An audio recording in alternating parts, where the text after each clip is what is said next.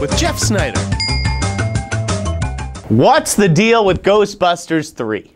With Phil Lord and Chris Miller in early talks to direct the requel, which is how I'm describing this reboot quasi-sequel thing, and Sony supposedly satisfied with the current script, it's time to talk about casting. Now, keep in mind, this is just my personal choices for the roles. This has nothing to do with the actual movie. And keep in mind that all of this is subject to change, once Lord and Miller officially sign on, since they could wind up doing their own pass on this script, and the characters could change. However, according to an agency breakdown that we have obtained, there are 5 main roles to cast. 2 are young men, one of whom is described as the son of Bill Murray's Peter Venkman. And remember that Murray is not expected to reprise his beloved role. They're looking for actors between 23 and 29, so the characters are likely recent college graduates or perhaps grad students themselves. The female lead is a few years older, and like the original Ghostbusters, she's a real doctor. The 4th lead is an older male who will likely serve as the film's primary comic relief, and the final role is a villain named Eniewko. E-N-I-E-W-K-O. I don't know how to pronounce that, gang. So in true Ghostbusters fashion, who are you going to call to take over this franchise? Well, for starters, I want a diverse cast, okay? New York is like its own character in the Ghostbusters movies. And New York is, it's the melting pot of America. So I don't necessarily need big stars. I think it'd be cool to see some up-and-comers, and the studio could always splurge on the film's villain or even the female lead.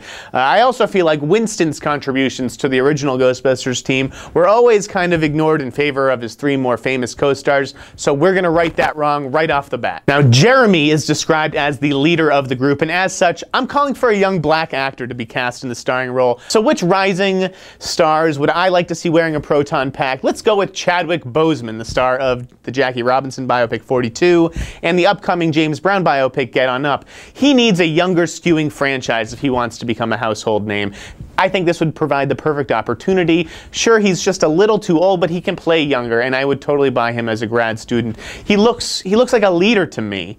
And of course, if he's unavailable, there's always John Boyega, who's been sought to star in Star Wars Episode 7 and Terminator Genesis in recent weeks. He also has plenty of experience fending off scary alien monsters, having led the cast of Attack the Block. Now, I spent a while thinking about who could play the film's female lead, who is a doctor named Anna, until I realized the answer was staring me in the face. Anna Kendrick. She'd be perfect. She's funny, she's acerbic in a New York kind of way, she's got great comic timing, plus Pitch Perfect really helped build her female fan base. Sure, she starred in the Twilight movies, but she's never really had a franchise to call her own, and I could see her kicking major ass in a Ghostbusters movie. I could even see, the jokes in the trailer where she's struggling to carry one of those heavy-ass proton packs because she's so tiny. And listen, if she's not available, why not Aubrey Plaza, who's honed her comic chops over the years on Parks and Recreation, and proves she can handle a lead role in the To-Do List, as well as the upcoming zombie movie, Life After Beth. Regardless of the character's actual religion, growing up, I always envisioned Peter Venkman as a Jewish superhero of sorts,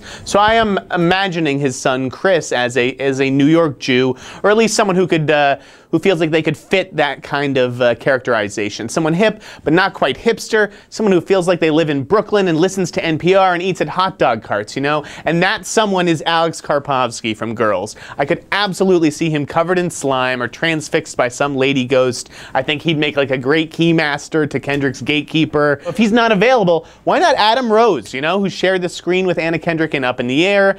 He played a Jewish superhero on Supernatural, and listen, he's a working actor who is paid his dues. He's someone the audience would be able to relate to really easily. I think he'd do a really good job. Now, the 4th lead is Ian, 2 E's, not an I, and he's described as funny, a little bit older and more recognizable, but again, I'm thinking diversity. Save the A-listers for the villain. You know who I'd like to see in Ghostbusters 3? Dev Patel from Slumdog Millionaire. That movie was a worldwide hit. It should have catapulted him to stardom, but he just ended up joining the wrong blockbuster. And again, if he's not available, why not Adhere Kalyan, who starred in 2 Sony movies in Paul Blart Mall Cop and Fired Up, as well as Sony TV's long-running hit sitcom Rules of Engagement. I think either him or Dev Patel, they'd both really make compelling underdogs, you know, more so than another white actor off the Hollywood assembly line. Finally, for the villain, I'd imagine Sony wants to set the bar high here, you know, in order to compete with Stay Puft Marshmallow Man and Gozer and Vigo the Carpathian. I'd love to see the filmmakers go after an A-list comedy star such as Zach Galifianakis or even Steve Carell, both of whom would be fun to watch embrace their darker sides, but still bring the funny, kind of like Will Ferrell in Zoolander. Now keep in mind, these are just my personal choices. Listen, I just don't want a cookie-cutter sequel with the same stars who appear in all these summer blockbusters. I want a little New York flavor, a little diversity. I grew up with Ghostbusters, and it means a lot to me. A lot more than Star Wars and Star Trek and Indiana Jones and James Bond and Back to the Future, all that stuff combined. You know, Lord and Miller would be a great start to finally pulling this project together, so fingers and streams crossed that they'll close the deal and work the same magic that they did on the Lego Movie and Sony's Jump Street franchise.